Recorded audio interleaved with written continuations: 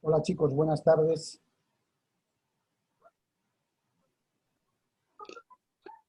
Buenas tardes, buenas tardes. ¿Cómo me copian? Ya, doctor, todo bien. Qué bien. Qué bien, muy bien. Doctor, un favor, yo recién estoy empezando a unir desde esta semana, es que estaba de viaje. Ya.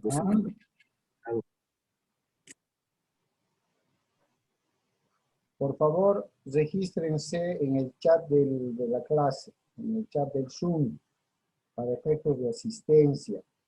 El compañero que me acaba de hablar, ¿cómo se llama? Ronald, doctor Castro. Ronald, por favor, al lado de tu nombre, ponse entre paréntesis, primera clase. ¿Qué ha pasado? ¿Recién te has inscrito? No, estaba de viaje, doc. Ah, Mi inscripción. pónmelo ahí. Ahí. Viaje nomás, pónmelo, me voy a dar cuenta. Ya, doc. Ya, por favor. Bien, mientras esperamos que todos los compañeros se puedan conectar, espero que me escuchen muy bien. Vamos a empezar con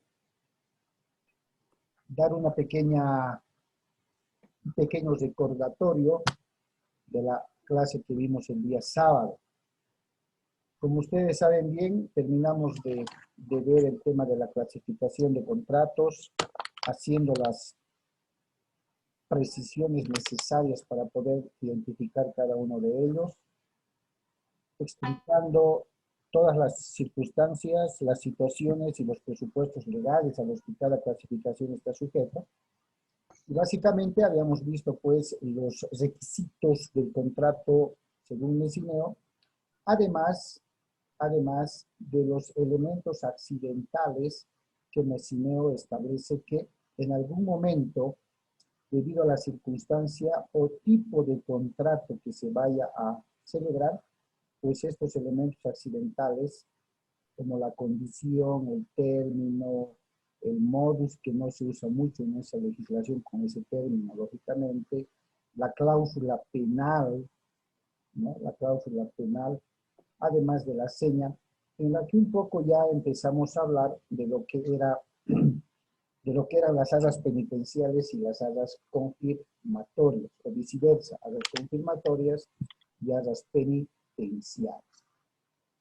Después de ver ese tema, hoy nos toca ver lo que nuestro Código Civil establece como requisitos del contrato. ¿Ya? Prácticamente, este es nuestro manual de consulta, es el que vamos a tener a la mano para poder hacer sacar cualquier tipo. ¿Okay? Bien. Por favor, chicos, van a tener cuidado con sus micrófonos. Una revisadita a sus micrófonos para poder evitar cualquier interferencia o interrupción en la clase. Vamos a darles un par de segundos más a los compañeros. Por favor, reitero, no olviden registrarse con en el chat del Zoom para efectos de control de asistencia. Aquellas personas de las cuales sea su primera clase, entre paréntesis me ponen el motivo, viaje, trabajo, inscripción tardía o algo que haya ocurrido, solo para efectos de tomar en cuenta la asistencia. ¿Ya? Recordemos lo que el artículo 450 del Código Civil establece como definiendo el contrato, lógicamente, como aquel acuerdo de dos o más partes para constituir o crear, modificar o extinguir una relación jurídica entre estas personas, ¿no? Estas partes. Es un acuerdo de voluntades claramente establecido y el 452 del Código Civil establece como uno de los primeros requisitos del contrato al consentimiento. El consentimiento no solamente se va a traducir en el sentido de la propuesta o contrapropuesta y posterior acuerdo de las partes. ¿Ya? Esos son los primeros pasos para poder celebrar un contrato, para poder llegar a un contrato. El consentimiento se va a manifestar en el momento preciso de poder celebrar, faccionar y perfeccionar este contrato a efectos de darle toda la eficacia legal. Un típico ejemplo que se toma en cuenta, si ustedes se acordarán, es el matrimonio, concebido como un contrato, lógicamente. ¿En qué momento, y esta es una pregunta para los que ya están conectados, en qué momento podríamos establecer que se da el consentimiento de las partes en relación a la celebración del matrimonio? El momento en que la pareja habla, se pone de acuerdo, enseguida les doy la palabra, el momento en que van al registro civil y dejan la documentación, los requisitos principales, o en el momento de la celebración misma del matrimonio como tal. A ver, ha levantado la mano Jacqueline primero, después Ana María. Adelante. Doctor, celebramos el contrato en el momento en que firmamos y dejamos los documentos en el registro civil. Ya. Entonces, ese sería, según tu criterio, el momento en que se está prestando el consentimiento por las partes. Ah, no, ese es el contrato, perdón. El consentimiento es cuando ambos estamos de acuerdo y nos preguntan, ¿verdad? Si estamos de acuerdo para contraer matrimonio a cada uno. Ese Ya, momento, doctor. ya. Gracias. Ana María, adelante. Sí, doctor, yo creo que hay un momento en que el notario pide la aceptación, si es que cada uno está de acuerdo, y cada uno acepta y dice, sí, estoy de acuerdo. Y es en ese momento en que se realiza el acto de voluntariedad para contraer un matrimonio. Ya, Porque antes de eso inclusive pregunta, ¿no? Si hay una persona ajena que está en contra de esta celebración. O sea que yo creo que en ese momento se da el consentimiento, cuando uno acepta. ya. Perfecto. Cuando uno acepta, ese término va a ser clave en nuestra materia. ¿Alguien más, chicos, que quiera emitir alguna opinión? Doctor, cuando no hay presión alguna tampoco, ¿puede ser?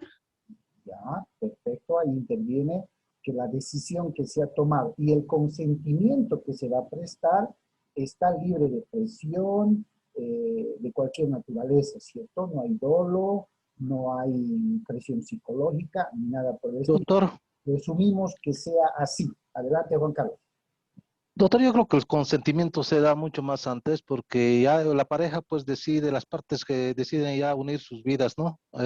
Compartir sus vidas y el último golpe sería pues el aceptar.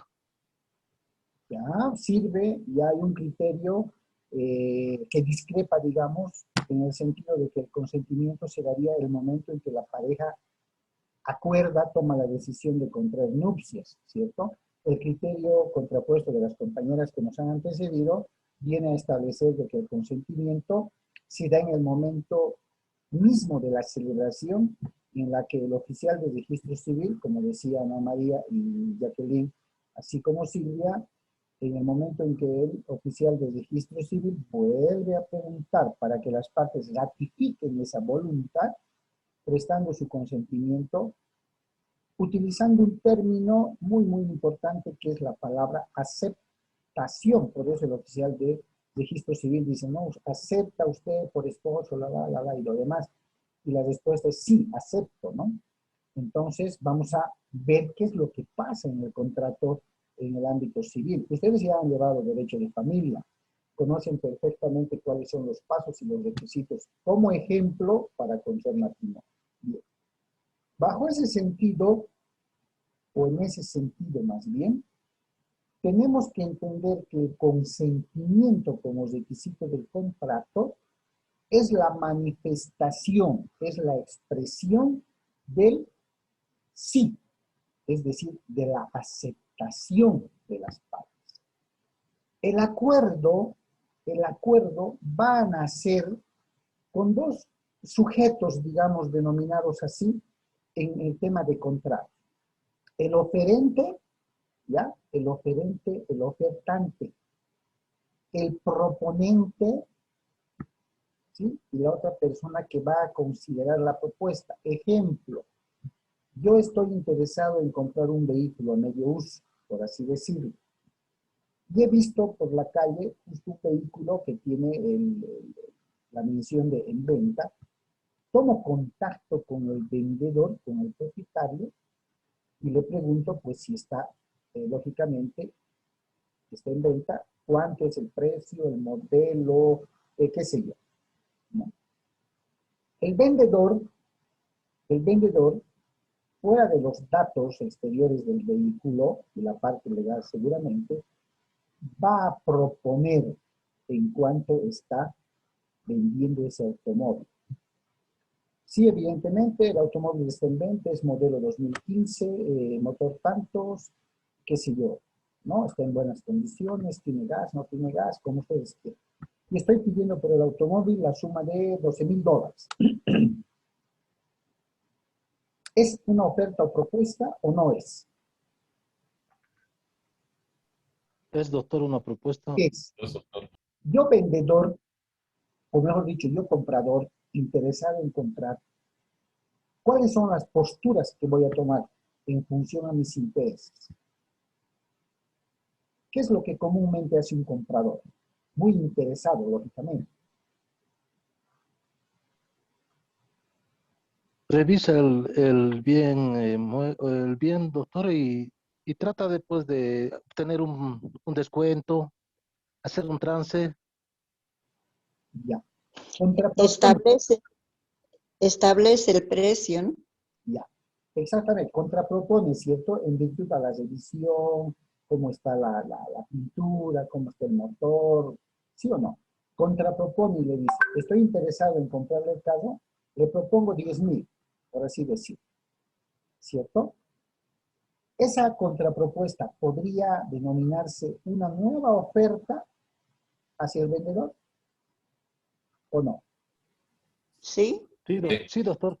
Exactamente. El vendedor propietario que lanzó una primera propuesta, cuando llegó a conocimiento del comprador, analizadas las cosas, define contraproponer y se considera una nueva oferta que va a merecer y va a esperar la respuesta del vendedor. El vendedor puede aceptar o puede contraproponer y decir, mire, con ganas de vender, se lo dejo en 11,500. Esa va a ser una nueva propuesta que el comprador la va a tener que considerar. Están negociando, están discutiendo las condiciones en las cuales pueden llegar a acordar el contrato. Sí, doctor. Sí, es un contrato de libre discusión. Es un contrato de carácter bilateral, ¿cierto? Perfecto. Acuerdan y dicen, muy bien, quedemos en 11, ni para usted ni para mí en 11. El vendedor dice, perfecto, quedemos en 11. ¿Hay un acuerdo? Sí. Sí, Hay un acuerdo. ¿Cómo se va a perfeccionar ese acuerdo? ¿En qué momento se perfecciona? con el contrato de venta. Donde Con la aceptación con la aceptación, doctor, o sea, ya me vendes a ese precio, ok, está bien, entonces así, eso pienso que es ya, lo que sigue. perfecto, Con el consentimiento de los Consentimiento de dos. ambos. ya. Ajá. En otras palabras, como Silvia decía, Doctor, se podría decir con la aceptación y el consentimiento. exactamente, aceptación, sinónimo de consentimiento, pero se va a perfeccionar el momento en que suscriban el contrato, como decía Ana María. ¿Se dan cuenta? El primer preámbulo que se hace para poder acordar es la propuesta y contrapropuesta. Ofertante, oferente, oferente, ofertante, ¿cierto? Cuando se llegue a establecer el acuerdo entre esas dos partes, muy bien, estamos de acuerdo, pasemos entonces a suscribir el contrato. Se elabora el contrato y va a recibir las formalidades según el tipo de contrato que sea. Vamos a firmar y posteriormente vamos a ir, ¿dónde? Al notario. Notario. reconocimiento de Notario de firma. República.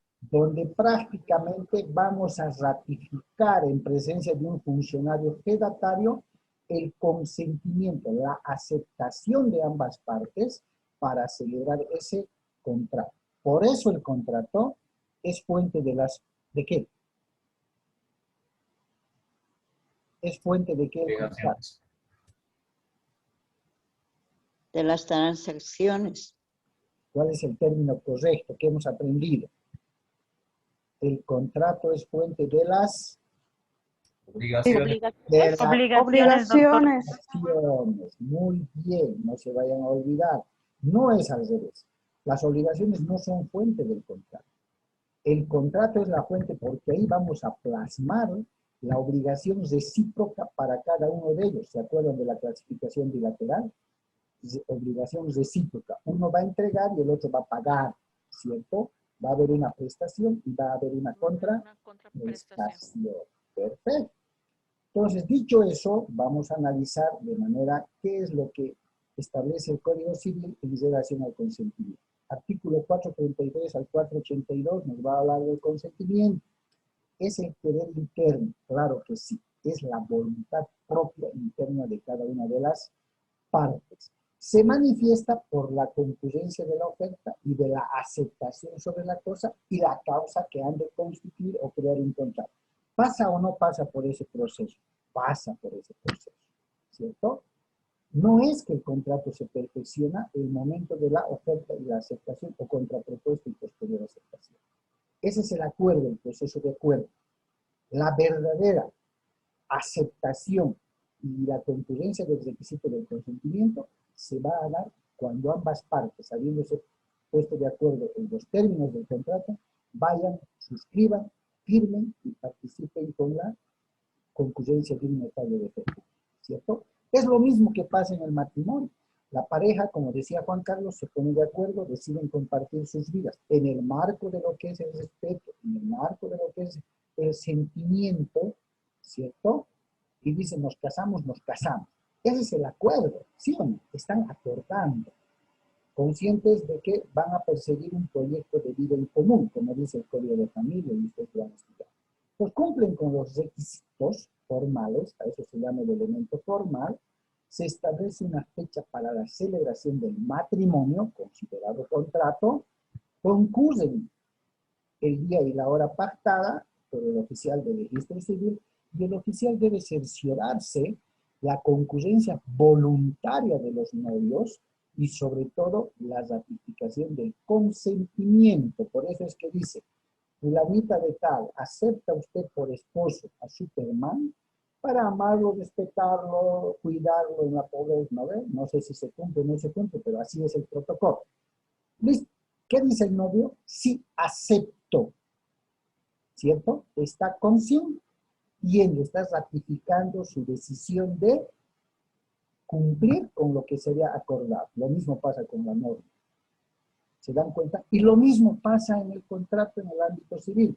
Así, si no se acuerdan algo, se van a acordar del ejemplo del matrimonio y con seguridad plenamente se van a dar cuenta. ¿Ya?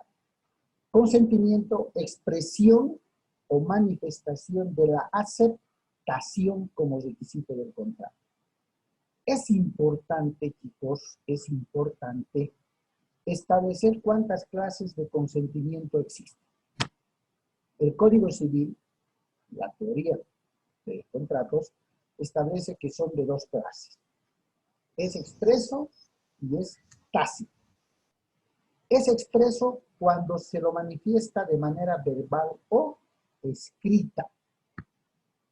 Siempre tomando en cuenta como ejemplo el matrimonio. Acepta, sí acepto. Señorita, señor tal, acepta por esposa a la señorita tal, acepto. Después, ¿cuál es el paso? Firman el libro. Lo están haciendo de manera verbal y lo están ratificando también de manera escrita porque están firmando. Ese es un consentimiento expreso. ¿Sí? ¿Cómo lo hacen en el matrimonio civil? Del mismo modo. ¿Firman algo en el templo? No. Pero ¿qué es lo que hace el padre para los que son católicos? Sí. ¿Qué dice cuando dicen sí acepto? Toma usted. Los declaro marido y mujer, dice. Está ratificando en el protocolo del matrimonio religioso, y también lo hacen en las otras religiones que existen. Los declaro marido y mujer. ¿Quién está diciendo eso? El padre o el encargado de celebrar ese matrimonio que tiene ciertas formalidades, ¿cierto? Es tácito el consentimiento cuando nos hace presumir con ciertos hechos o actos realizados, ¿sí? Cuando nos hace presumir. A ver, ejemplo, la pareja ha quedado de acuerdo en casarse, han hablado, perfecto, listo, alistar tú tus papeles, me los das y a ver cuándo los leo, ¿cierto? Resulta que la novia le da y le dice, a ver cuándo vamos al registro civil, y el novio le dice, pero ya he dejado todos los papeles en el registro civil y nuestro matrimonio está al pecho. Esos actos realizados, de pronto avisando o sin avisar, hacen presumir que hay la voluntad de casarse o no. Sí, doctor. Ay, doctor. Pero ¿qué pasaría si le han dado, si la novia o el novio le ha dado los papeles viceversa y no hay cuándo vaya a dejarlo a la oficina del registro civil? ¿Qué haría presumir esa actitud? ¿Que hay De consentimiento? que no está de acuerdo o de que lo está dudando. Exactamente, ¿cierto? Lo tácito en materia de consentimiento genera la presunción, nos hace presumir, nos hace creer que va a ser sí o no por ciertos actos o hechos que pueden demostrar las partes, ¿cierto?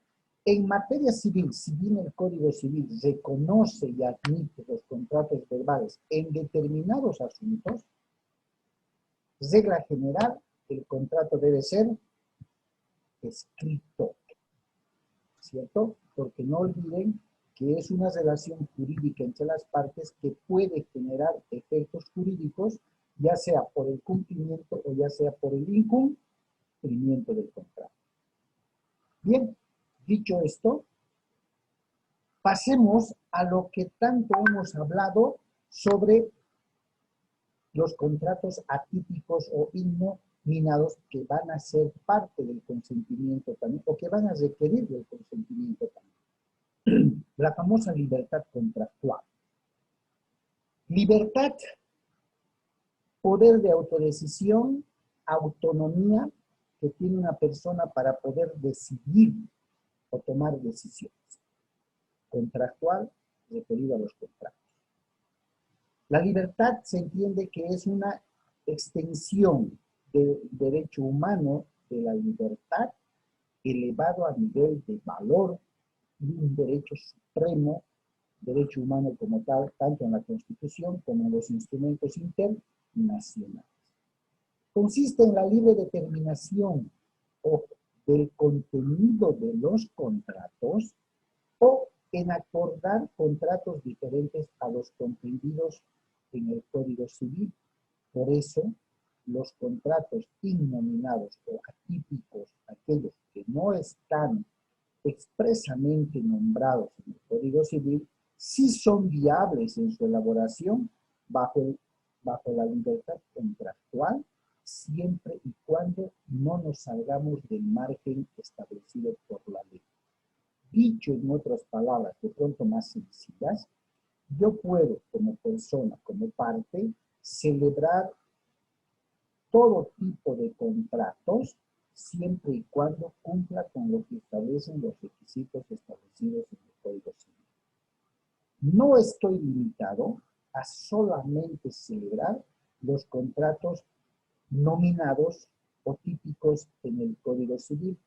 Puedo hacer cualquier otro contrato en base a la libertad contractual, pero cuidando que, primero, cumplir con los requisitos y segundo, no salirme del margen establecido por la ley. ¿Ya? Esta libertad contractual, esta figura jurídica, va a funcionar definitivamente en cuanto contrato ustedes vayan a elaborar que no esté previsto, que no esté nominado específicamente en el Código Civil. Que no les parezca extraño, entonces, si en alguna ocasión en sus despachos, en sus trabajos, o donde vayan a desenvolverse como profesionales abogados, les pidan la redacción de un contrato que no está en el Código Civil. Ustedes tendrán que analizar en base a los requisitos que los tienen que manejar así, por eso el consentimiento en su explicación es bastante amplio, en base al análisis de los requisitos, de formular y elaborar ese contrato, donde concurran todos los 5 requisitos que reconoce el Código Civil y cuidar no salirse de ese marco. Ninguno de los requisitos debe ser ilícito, ¿cierto? Los estamos estudiando uno por uno.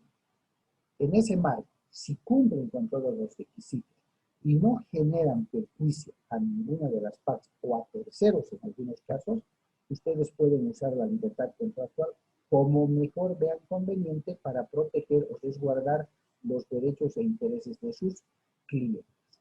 A eso se llama libertad contractual.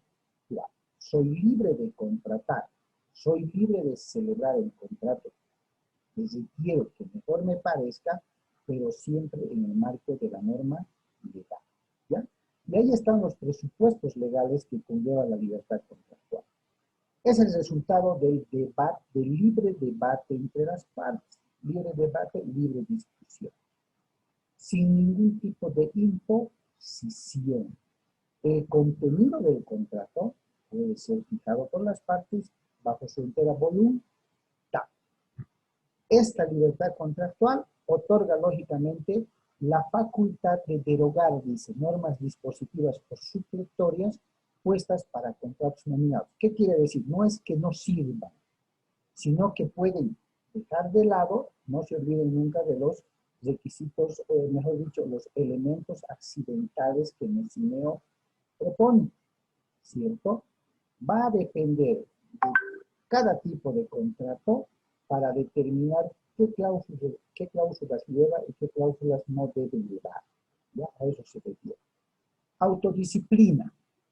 Disciplina del contrato fijado por las partes. No se olviden que ese acuerdo que se va a traducir en un contrato genera una relación jurídica y su cumplimiento o incumplimiento, lógicamente, que va a generar un efecto jurídico. Por tanto, se dice que el contrato que cumple con todos los requisitos y está dentro del marco de la ley es un contrato eficaz.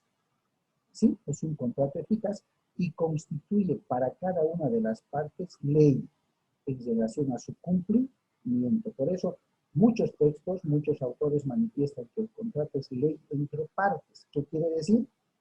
Que ambas partes están obligadas a cumplir con lo que han celebrado. Muy bien. Entonces, también dentro de la libertad contractual se debe establecer la licitud de estos contratos que deben cumplir finalidades prácticas, ¿cierto? Y legales, lógicamente. ¿Para qué? Para el momento de presentarse alguna discrepancia, algún incumplimiento de una de las partes, entonces van a merecer en un proceso judicial la tutela de la justicia por medio del juzgador. El juez, interpretando la voluntad de las partes, suscrito el contrato, va a manifestar quién tiene razón y quién no tiene razón. Y a quien tenga razón, lógicamente que le va a brindar la tutela judicial. ¿Ya? No se olviden, por favor. Bien. A ver, ¿cuáles son los límites de la libertad contractual? Y no es otra, ¿sí? No es otra, no salirse del marco de la ley. Fíjense lo que establece el 454, párrafo 2 del Código Civil. La regla es la libertad. Soy libre de hacer cuanto contrato requiero o necesito hacer. La excepción es el límite. ¿Y cuál es el límite? La ley. ¿Cierto? Es la ley. Entonces, libertad contractual, regla, soy libre de hacer cuanto contrato quiero. El límite es siempre y cuando no me salga del marco legal. 454 del Código Civil, lo pueden marcar. ¿Estamos? Y esto está respaldado además con referencia a los contratos de adhesión, aquellos que no son de libre discusión, ¿no? Está dentro del marco, los contratos de adhesión están dentro del marco de la libertad contractual. ¿Sí? Nosotros, quienes nos adherimos a este tipo de contratos, como lo dijimos, un billete de avión, la lotería, el internet, los servicios, aceptamos el momento en que adquirimos el servicio, adquirimos el billete o compramos, ¿cierto? El boleto. Y eso está respaldado por una sentencia constitucional en Bolivia, que es la 141 del año 2004. ¿Ok? Perfecto. Está limitado, lógicamente, por las normas de orden público, que es de cumplimiento obligatorio, ¿no? No puede haber imposiciones, no se olviden que es un acuerdo recíproco de las partes, cada una de ellas busca satisfacer un interés o necesidad, no deben caer en el ámbito de las ilicitudes, lo que les he dicho, un contrato siempre debe ser lícito, pero además debe ser posible su realización. No voy a firmar un contrato de imposible realización, como por ejemplo, contrato a Felipe para que en el término de 30 días pueda bajarme una estrella. Ese contrato será lícito, de pronto sí bajo el marco de la libertad contractual, pero ¿será materializable? ¿Será que Felipe va a poder bajarme una estrella? Cualquiera sea el monto por el cual estoy contratando. No, sabemos que no. Por tanto, ese contrato no va a surtir efecto. ¿Por qué? Porque el objeto no es realizable. Bajarme una estrella no lo va a poder hacer. Entonces, volvemos a lo que anteriormente les estaba explicando. Si bien la libertad contractual me da toda la facultad, todo el derecho de poder celebrar cuanto contrato requiera, cuanto contrato me parezca, ¿sí? Debe estar dentro del marco del límite de las normas. No puede salirse, no puede, incumpliendo los requisitos del contrato que estamos analizando, celebrarse un contrato que posteriormente no va a tener eficacia legal o va a ser declarado nulo o va a ser declarado anulable ese contrato. ¿Okay? Tomen en cuenta, por favor, esos aspectos. Bien, continuemos. Acá viene lo que acabábamos de hablar y que lógicamente van a dar paso al consentimiento. ¿En qué momento y lugar se va formando el contrato? Existen 4 teorías más reconocidas. Y por favor, atínganme bien para poder establecer a cuál de esta o estas teorías acoge el Código Civil vigente.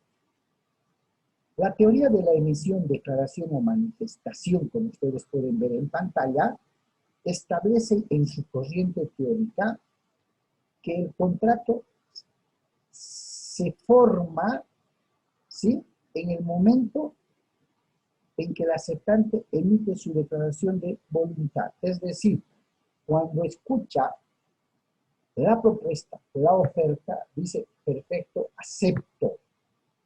En ese momento, y en el lugar que se establezca, se está formando un contrato. En el momento en que el interesado dice, me parece, acepto la propuesta suya y celebremos el contrato. Eso es lo que dice la teoría de la emisión, declaración o manifestación. ¿Qué dice la teoría de la expedición, comunicación, remisión o desapropiación? Dice, no, no es tanto así, dice esta teoría. El contrato perfecto, ¿sí?, se forma en el momento en que se manifiesta la voluntad y no se solicita ningún otro acto más. Parece similar, ¿cierto? Pero estamos hablando de expedir, de comunicar y remitir. Esta teoría le dice en términos claros, tú me estás diciendo, teoría de la emisión, que el contrato perfecto puede ser considerado desde que el aceptante emite su declaración, se manifiesta, dice sí. Pero yo te digo que el contrato perfecto ya se forma con la manifestación de la voluntad sin necesidad de que se requiera ningún otro acto más. ¿Ya? El otro le dice, pero me estás diciendo lo mismo. Con otras palabras, yo uso la palabra aceptante y tú me estás hablando de la manifestación de voluntad. ¿Cuál es la explicación a esto? La aceptación vendría a ser el consentimiento ya en la propuesta realizada y la posterior conformación o elaboración del contrato. La manifestación de voluntad vendría a ser ¿qué? ¿Qué podría decir? El interés que tiene una de las partes para poder celebrar ese contrato. El interés del comprador en adquirir ese carro. Le gusta el color, le gusta el modelo, hay interés. Pero el momento que diga, perfecto, en ese precio quedaremos, celebremos el contrato, ya es una aceptación verbal, ¿cierto? Ahí está la diferencia. La tercera teoría de la recepción, ¿sí? Dice, el contrato se va a formar cuando llega la oferta, ¿sí? Al oferente.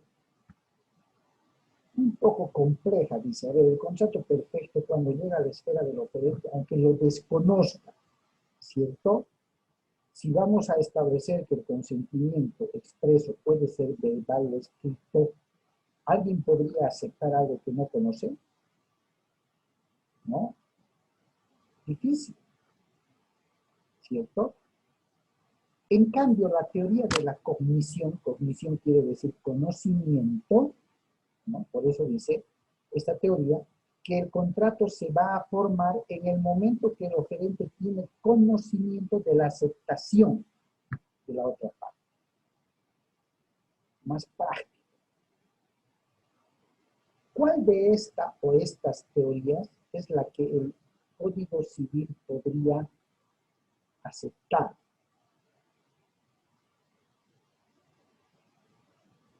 ¿Qué me dice?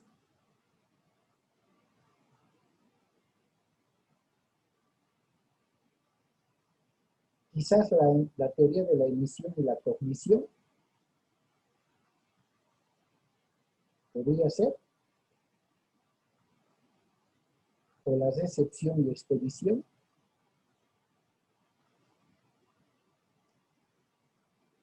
¿Qué creen, chicos?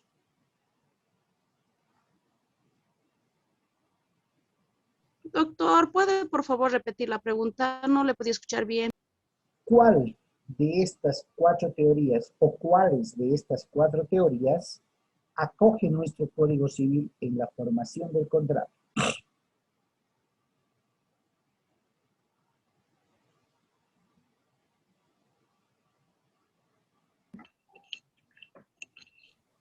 Creo que la primera teoría, doctor. ¿Ya? La de la emisión, declaración y manifestación. Sí. ¿Ya? Teoría de la cognición. ¿Ya? La teoría de la cognición, porque claro, la otra Sí, parte va a también aceptar cuando conozca la propuesta, ¿cierto? No podemos contratar sobre algo que no conocemos. ¿Por qué? Porque cuando veamos más adelante, cuando haya el error sustancial o esencial, ese contrato o es nulo o es anulado. ¿Ya? Va a ser ineficaz, totalmente o parcialmente. Bien, chicos, a ver, quedaremos acá. Estamos a menos de 1 minuto para terminar la primera sesión. 2 segundos y les paso el nuevo link, ¿ok? ya está. Está bien, doctor. ¿Ya? Por favor.